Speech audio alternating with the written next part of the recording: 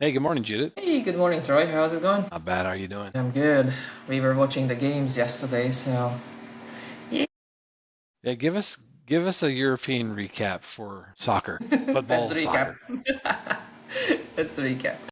I was highly disappointed because I have a descendant from Norway, so I was pulling for this kind of a little bit of a kick in the. Well, I was rooting for Norway as well. Didn't really have a team that I was initially rooting for, simply because Hungary never made it in. Even if they would have done it, they would have gone out fairly quickly. But I was just interested to see how the different teams, different countries are playing, and somehow I ended up kind of rooting for Norway because of the fact that they haven't been in the World Cup for so long, and now they are in and they were playing really well throughout the whole game or the World Cup. But unfortunately, England was better this time. So what can we do? Couple glitches I would like to have seen not happen, but yeah, usually you just go with the best team won, right? And that keeps you from rethinking it. Don't dwell on it. I do like this Erling Haaland though. This kid is pretty entertaining to watch, man. He's a big guy. He's He's six, I think 6'5". yeah, 6'4" or 6'5" or something like that I heard as well. He's a good one, and he is quick, and he seems to be really talented. His father was a national player as well, as I heard. So it's good. It was an exciting match. It was an exciting game. The one that I didn't like was the one coming after that, the Argentina Switzerland. I don't know. I don't know. Uh, so I mixed watching Argentina and Switzerland with trying to catch the UFC fights as well. And there's a lot to talk about if you want to go into the UFC fights. If you paid a lot of money to be there, you were very disappointed for the last two, the top ticket fights. I think combined together, you might have had a total of about 2 minutes of fight time for two different fights. It was surprising. The only thing I'll say was cool coming out of it is Sophie Cunningham. I don't know if you know who she is, WNBA player for the Indiana Fever. She was there and had an impromptu moment from what I don't know if it's the facts, where she got up and was holding the first round ring card for the McGregor fight. And so she did her little famous, if you've seen her, she's the tall blonde who points her finger at No. everybody in memes now. Did a couple of those. So that was entertaining, but the fights were not so good. So switching back and forth between Argentina and Switzerland, it was 1-1 going into extra time, and then it was 2-1 Argentina. And when I switched back the next time, it was over and it was 3-1 Argentina. So I missed everything in between. I stopped at the normal time because I'm like I didn't even continue watching it because I didn't like the way decisions were made. Let's put it that way by the referee. I don't know why their Norway's second goal was taken back as well. I think Push that was a flop. that didn't really happen. Yeah, so It partially I happened. He just touched him, but yeah, it was a flop. but it wasn't like that bad. So but anyways, I just kind of lost interest there, and it felt to me like the referee was more for the Argentinians than the Swiss. So It does feel sometimes there's a lot of bias. I didn't pay attention to the upcoming games. Are there any left in Dallas, or is Dallas there's out I of it think now? there's gonna be the one on Tuesday. Yeah, I think the France Spain is gonna be here. It doesn't say, but I think it's gonna be here. That's what I saw on TV. Yeah. Good times. We'll see. I'm about out of energy for watching them. Yeah, like we've talked about before, I still don't understand how you have this massive net and you finish a game 2-1.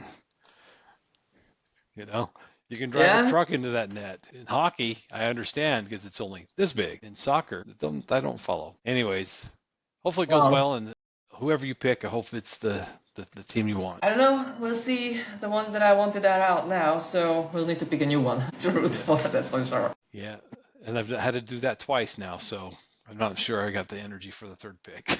We'll see. You just need to lay back on the couch, beer in the hand, and just watch and enjoy, and that's it. Don't need to root That's for anybody. Just enjoy the entire game. and that's probably what I should do because I'm just a casual observer, anyways. I've got nothing in this. I don't even know who any of these players are, right? So And what it's the like, rules yeah, are. I'm kind of aware of the rules only because I played it. I've played the game before. No, you're right. I don't know the rules. That's for sure. That's why I get irritated when something happens. Like, what? That makes no sense. Anyways, good times. You can kind of make correlations from that. Just watch it. So if you're managing a team of people, Hmm. what would it be like to manage the players themselves? What do you do when you have to correct player behavior on the field real time? kind of like when we've tried to manage people, crunch time in high profile positions supporting technology. I wonder if there's any parallelism to the techniques or approaches club manager or coach would have to take. I think there is. I think there is because if you just think about it, let's take the first half of a game, and one of the team is losing, right? How as a coach, how do you bring them up and pump them up again to be able to go out on the field for the second half? And what do you need to tell them to turn around? And at the end of the day, they win. And we've seen that so many times, right? Mm-hmm. So it's not necessarily just the techniques of football in this case, but the coach has to have that kind of skill set as well to be able to coach and mentor and just flip the switch in their heads that, hey, we still can win. And this is what you need to do for that. How do you change that mindset when everybody's going down, like noses down and, upset about it, but then they come back cheerful and making it happen? Yeah, I wish I could say it was easy, especially in leading technology teams, trying to get them across the line. It's hard to understand first how they may or may not understand what the definition of done for their work is, let alone what does good look like. Trying to help them understand what does good look like. Sometimes they just mail it in. If you did that on the soccer field, it's obvious because everybody's it's like full disclosure moment. Everybody's visible, and however well you perform, everyone can see. On the backside of an IT shop, and not everybody's going to see what you're doing. So, you can kind most of likely you're gonna be sitting at home in your little room, in your doing pajamas. your thing in your pajamas, which is fine. But nobody's gonna know how many minutes you have spent in front of your PC and things like that, and then why things are not getting done. But yeah, I mean, both of us manage teams, right? In the past, and hopefully it's going to happen in the future as well. And both of us managed projects that were not officially funded projects where we needed to bring the right people together. And like you said it, have the people explain them what we want.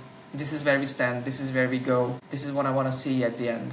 Right? How do you pick the right people? How do you know that the people you pick to be part of that project are the right ones and are going to make it happen for you? That's where I think the leadership skills along with the emotional intelligence is going to come in to know that, hey, if I'm talking to XYZ, I know that person, the trust, and I know that person is going to make it happen. Not everybody is visionary like we are, and sometimes we need to push people to make things happen. But back to what you said, still not everybody understands. Yeah. I don't know if it's because of culture, I don't know if it's because of kind of mentality, and don't take it the wrong way, but there could be so many factors.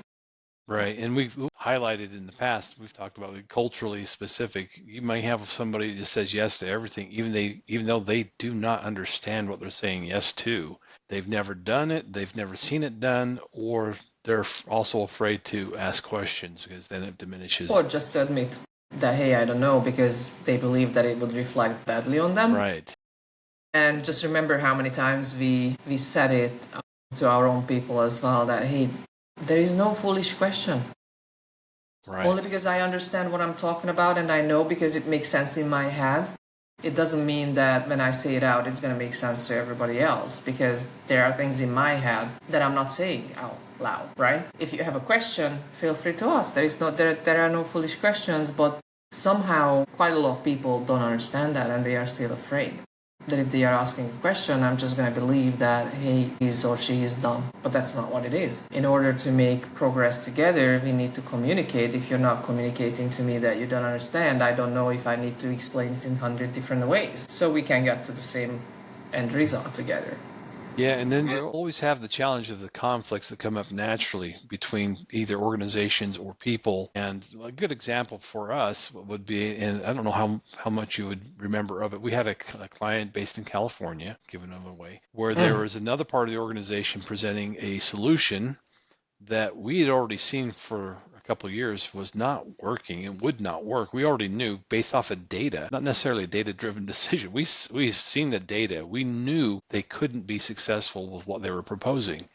Yeah. We proposed a different solution, a different approach, a new approach, something we'd been working on. And your team was at the forefront of leading this new approach for implementation. So you had the two organizations clashing in a client space, which had some visibility from other teams within our organization that led to client engagement as well as potential trickle down to clients, where there was no agreement to how it could be blended or meshed together. And instead, what you instantly saw was the incumbent team with the incumbent broken solution stepping in and trying to take charge to lead the direction, and maybe incorporating some of the suggestions that were coming from your part of the organization in, but not really honestly including, or they weren't going to adopt anything. They're going to continue with what they had proposed. Yeah. When you have that disconnect, the people on your team could easily be disheartened because they already know, I've got a new idea, a new approach, and I can see it's getting shut down. Nobody's going to move it forward. And they were discouraged. Not just them, but them when we did the other thing with the transformation that we wanted to do, digital transformation with the standards and requirements and everything else, building the platform, and then seeing if you remember when we started presenting it, except this one particular leader, everybody loved it and everybody wanted to be part of it and everybody understood what we wanted to do, right? And we pulled different organization or these different business units together to make it happen without going back to what I said, without having an officially assigned budget, time, whatever required. It was all best effort, but everybody wanted to do it because they understood and saw the benefit of it. And then when we did the second presentation with that one person on, that one leader, it was all negative. Nothing came out of it. They constantly wanted to shut it down. And then when you have, it doesn't matter if you're a leader or not a leader, when you have an idea and you move forward to whoever is above you and present that idea, but you just get negativity back, that takes your courage and everything away, wanting to do more, wanting to do better. And that's not a good leadership style. That's for sure. No, I agree 100% with you. And I never had that before that one person. Yeah, that was a challenge. I would have handled innovation the way he did handle innovation. Yeah, it was a tremendous challenge, and it also led to, you could see the wheels were turning for how do you change and how do you extract value from the new ideas, the people presenting the new ideas, discard that and move it forward with what you believe to be your working group, your working team. And that's that corporate, I can't say what I would normally call it, but that's that corporate behavior that you run into politics rule, and certain groups click and certain groups move something forward, and the company or the business is totally unaware they've just lost out on the greatest point of innovation they would have had in the last 5 years. Yep. It's gone. Yep. And that's kind of like taking your best player on the field and substituting him out in the most critical time of the game. The last minutes of the game. Nah, go sit down. And that's only if it's substitution and not the red card, like we've seen it. Not the red card. But this was a substitution that happened with one specific star player from Norway that I'm still baffled. Let him play. Let him play to the last second of the match. Well, that's the same thing, right? We saw people in the organization willing to take the best players off the field and continue to advance what is already shown over time to know. Yeah, it would be interesting. It's sometimes I wake up at night and I'm like, not losing sleep over it, but sometimes it just comes to my mind that remember they wanted to make it happen after they let us go or let me go as well, and I keep wondering whether they made it happen or not. I doubt, because the vision wasn't there. So right, the leadership was gone, but you had one player from your team that's still part of that integral mix, and that one person, were they in a position to help succeed, or would they have just been overshadowed by the incumbents that were? No, I don't think that he was in a position, otherwise he would have never asked Levy, because he was the one they sent to Levy asking for all the documentation and everything else, and he didn't do that. But on the other hand, everything was up on SharePoint, so they just would have needed to go and check. Yet again, they didn't understand the basics and the baseline and what it was built on. So even if they saw some examples of the requirements, they wouldn't know how we came up with them and why. Right. Yeah, and that's an excellent point. We practice what I call continuous discovery. We were constantly doing discovery to make sure we had the right requirements, but had requirements, and then that they were matching what were the objectives. Continuous discovery, and we involved multiple people from multiple disciplines. It wasn't like our blinders are on, this is what we want, our vision is. We pulled in external to our teams people to work with. We had a great collaboration with a former Amazoner who helped us on understanding some of the CI/CD optimization opportunities we had and should be taking advantage of. All this stuff that incumbent team did not. They had a fixed, measured approach that they followed, and I don't think they had any requirements traceability at all. We remember when we tried to look at their workflows, we went into a CI/CD workload and we looked at it, tried to find the beginning, kind of partially understood where it started, couldn't see anything in between that and the ending. And this is all what it was all in Azure DevOps Yeah, Azure DevOps. Yep. space. And we're like baffled, like, how did they even know what they're doing? What are they starting with and what Probably is the they outcome? probably they didn't. Probably they just had somebody who just came out of school and had the certification. But it goes back to what we talked about so many times before as well.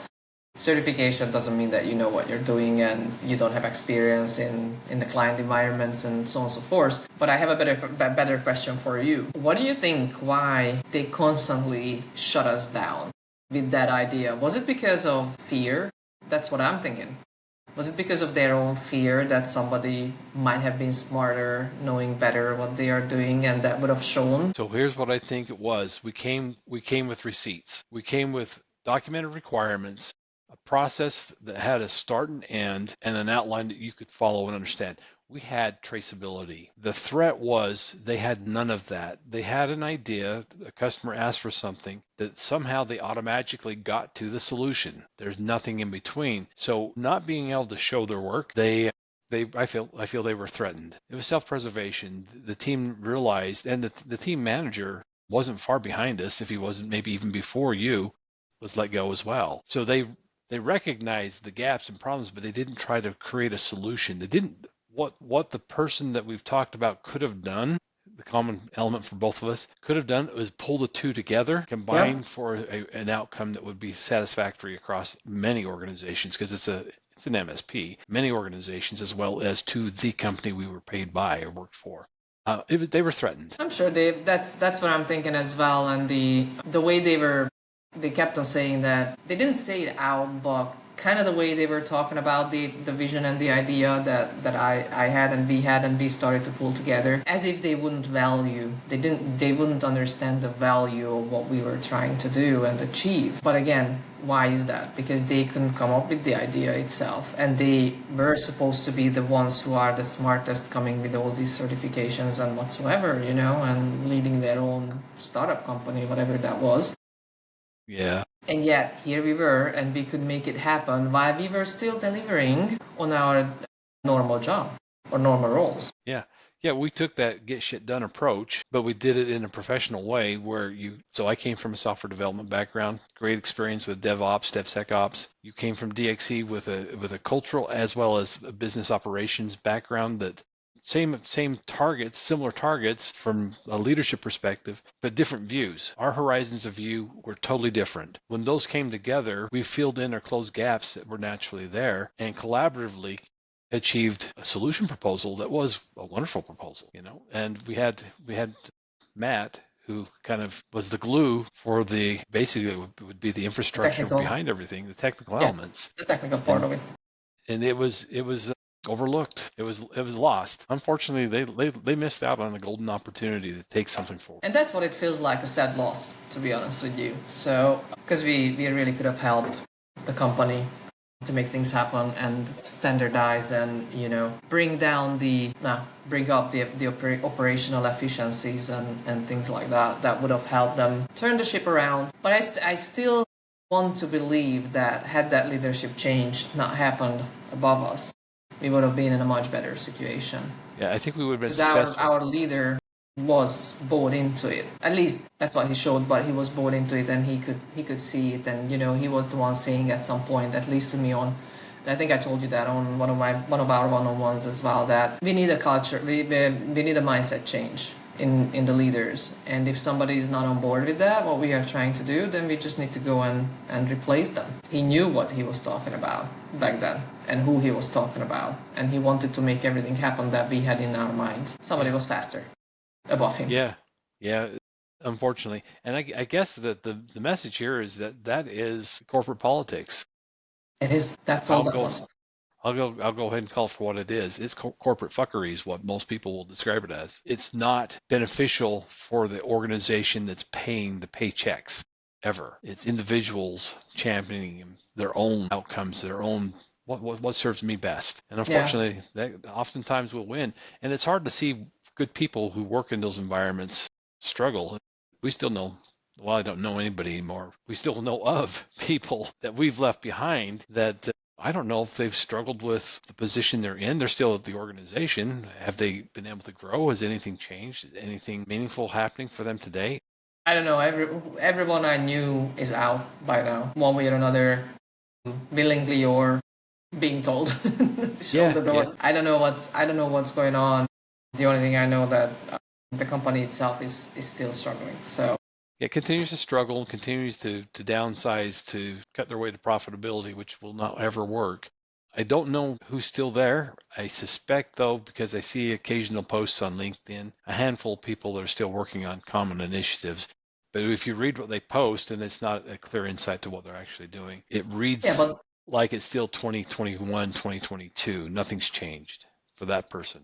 those posts are coming from the executives mostly, right? So Hmm. it doesn't necessarily say yeah. So they need to post. We understand that, but we don't know what the people under them and the teams under them Right. are doing and going to your comment whether they are struggling or not in their positions. I can only imagine that they are because everybody who was willing to do something to make it work been let go. Yeah, and it's not like a soccer team. It's not like a Football. football team. They're not on the playing field visible to all. There's no transparency. You can't see, and so you get the little chosen pieces that do come out above Most the likely they are surface. just doing the usual whirlwind fight day in day out, and that's it. Because remember when we were talking about it, how to start thinking about doing strategic things, and I think I was on that training, the TPI, not the TPI training, probably it was another one, doesn't matter, leadership training, where they said that 80% is always going to be the whirlwind fight day to day, but then you need to put 20% on the side for strategic. They cannot do it. They couldn't even do it when we were there. So I cannot imagine it changing because they are so heads down into all the issues, not trying to fix them just on the surface. Remember with that other client in Europe, nobody wanted to know why the issues are happening, why the P1, P2s are coming. They just wanted them to disappear from the reports. That's not the way to do it. You need to But you think can about it easily, strategically. yeah, you can easily silence the noise, but by silencing it, does it solve the problem? Problem Typically, itself is not going away, it's still there, it's still and you there. still need the people to attend those tickets. It's just not going to be visible to leadership. No, I agree. It's an interesting experience to have just discussed, relived a little bit, but I don't know I care enough where it is today to delve into it, right? It'd be nice to know But some of the people that were worth knowing about. A little insight. How are they doing? How's life treating them now? Are they growing in their careers? Are they happy? Have they moved on? And we just don't know. But at the end of the day, I kind of still look occasionally to see, is it still in business? Have they folded yet? Because I have no expectation of success for them. Having lived through it, having witnessed what they've done for years, I just don't see a positive outcome ever. So the morbid curiosity will creep in every once in a while, and I'll wonder, are they still in business? And I did see a yeah, job posting this last week, and I looked at it, not looking at it to apply, but I looked at it, and as I read through it, I was like, I don't even know who wrote this job posting. yeah. There were sections of it where it looked like their notes, the hiring manager's notes, were put into the posting by the recruiter. I'm going, Roy was this just the doesn't make any newest sense. recruiter. Yeah. So if that's a representation of what's happening, yeah, nothing's changed. Yeah, at the same time though, I don't wish anything bad to anybody. No, I So don't I'm either. really I I really wish them hope that success. at some point they're gonna find their way to success as well as a company, as an organization. I can only be grateful for them, from the beginning that I joined and bringing me here. Not for laying me off, but not holding grudges. But yeah, I wish them all the best. I mean, I'm hoping that they can find their way. Yep. And if Same. they want our help, we are here. Just ping us. Yeah. Well, that would be funny if somebody ever did reach out, wouldn't it? Yeah, it would But be. yeah, But what can I do? that would take a pretty significant mindset change for those folks that are likely still in those positions to make the decision. So it is what it is. You I mean, never it's, know. We didn't leave on bad terms, right? So if somebody decides that those who made us redundant are gonna be gone and new leaders and blah blah blah, probably they're gonna remember us. You never know. I mean, I'm maybe, I'm not hoping for it, but it can happen. We've seen yeah. stranger things happening. So, No, and and it we're would be back. We're happy to help. it'd be awesome to see him be successful at some point, no matter what path it takes for them to get there. It would be awesome because I mean, I got a paycheck from him for 5 years. I'm happy that I got that money because it Same. was in return for the service and the commitment I gave. So I wish him the best. Hopefully, it's a good positive outcome at some point. But in that correlation, coming back to the analogies of watching a team on the field, yeah, I think that I can see the parallels a little bit from a manager slash or a coach.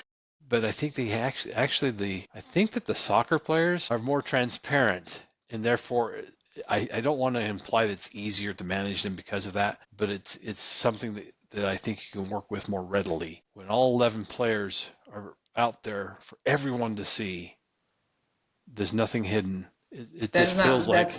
feels like it'll be a little bit easier to help them grow, help them get from where they need to be, or where they are to where they need to be. Yeah, they don't really, those players don't really have the opportunity to say that, yes, I can do it, and then go out on the field and then just pretend that they know how to do it, right? No, right. They are all exposed You prove it. to that. Yep. Yeah, and that's what we didn't have, right? In our field, when you talk to someone and you explain, and then yes, I can do it, and you wait a week. Have you done anything? Yes, I can do it. And then Right. months later, still nothing. So come to know, when you start asking questions, they don't even understand. Yeah, that's the unfortunate or challenging part, but it is what it is. No, good discussion, and I like drawing the parallel a little bit. Could probably That dive was into it good. deeper. So, any closing thoughts? Keep watching the games. Almost over. Yeah, I'm gonna have to see if we've got time this week for the last of those games. I will watch the actual championship final game, Final. the World Cup meaningful game. I will definitely try to watch that. But the others for this week will be a little bit harder to work into, and it is hard when especially if they play in the afternoon. It's a little bit difficult. So I have to Yeah. look and see what the schedule is. But I will make a concerted effort. How's that? You- you're gonna do your best. I'll do my best, and I there'll be know. no transparency, so nobody will ever know. I will know because I'm gonna ask. And I'll just say yes, I can do it. And then I know that now he's not doing it. We'll see. Well, great discussion. I hope you have a good week ahead. Have a good week ahead of you too. Thank Talk to you. you next week.